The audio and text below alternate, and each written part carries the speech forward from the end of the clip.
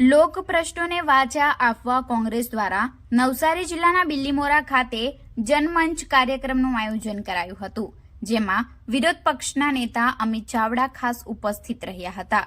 કોંગ્રેસ માટે તો જનતા જ સરકારના નારા સાથે વિરોધ પક્ષના નેતા અમિત ચાવડાના અધ્યક્ષસ્થાને નવસારી જિલ્લા કોંગ્રેસ દ્વારા જનમંચ કાર્યક્રમનું આયોજન કરાયું હતું.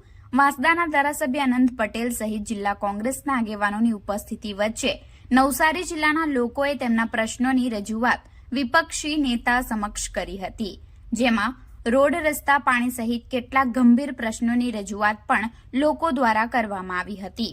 તો બિલીમોરા ખાતે 4 મહિના અગાઉ એક યુવાનનું બ્રિજ પરથી નીચે પટકાતા મોત નીપજ્યું હતું, જેમાં યુવાનને ધમકી આપનાર માત્ર 5 જ લોકોની પોલીસે ધરપકડ કરી છે. હજુ અન્ય લોકો બહાર ફરે છે, તેમને પણ જલ્દી ઝડપી પાડવામાં આવે તેવી માંગ તેમના પરિવાર દ્વારા કરવામાં આવી હતી.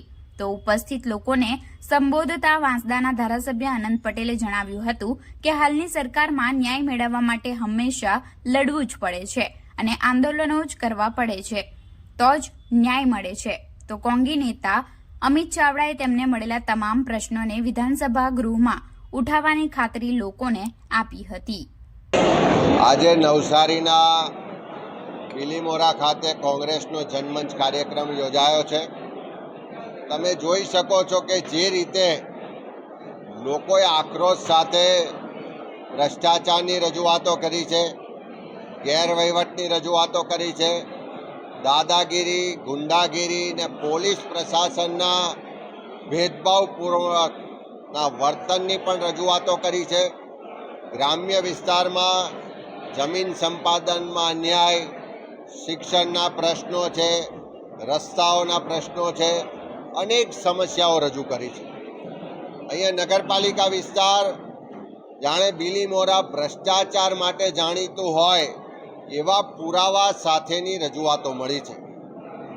આખા બિલીમોરા વિસ્તાર જે ભારતીય જનતા પાર્ટીના પ્રદેશ અધ્યક્ષ ને કેન્દ્રીય મંત્રીનો મત વિસ્તાર છે, એમાં જે રીતે બેફામ ગેરકાયદેસર બાંધકામો થયા છે, બેફામ રીતે ગેરકાયદેસર મંજૂરીઓ આપવામાં આવી છે, જે સત્તાનો દુરુપયોગ કરીને ભ્રષ્ટાચાર થઈ રહ્યો છે, અને એનાથી પણ વિશેષ અહીંયા કોઈની હત્યા થાય કે કોઈ ફરિયાદ લઈને પોલીસ સ્ટેશનમાં કોઈ જાય છે તો એની સાથે યોગ્ય વર્તન નથી થતું, દાદાગીરી કરવામાં આવી રહી છે, લોકોને ડરાવવા દબાવવામાં આવી રહ્યા છે. ત્યારે એવા સંજોગોમાં જનમંચ કાર્યક્રમમાં જે પણ ફરિયાદો આવી છે, આવનારા દિવસોમાં આ જનસભાથી શરૂ કરીને વિધાનસભા સુધી કોંગ્રેસ પક્ષ એના માટેની લડાઈ રજૂઆતો કરશે અને રસ્તા પર પણ ઉતરી અને લોકોના ન્યાય માટે, લોકો જે પ્રજા ટેક્સ આપે છે એ ટેક્સના પૈસાનો દુર્વ્યય થઈ રહ્યો છે, ભ્રષ્ટાચારને ગેરવહીવટ થઈ રહ્યો છે, એને રોકવા માટે ભાજપના મળતિયાઓને, ભ્રષ્ટાચારીઓને ખુલ્લા પાડવા માટે લોકોની સાથે રહી અને લડાઈ લડવાનો આજે સૌએ સાથે મળીને સંકલ્પ કર્યો છે.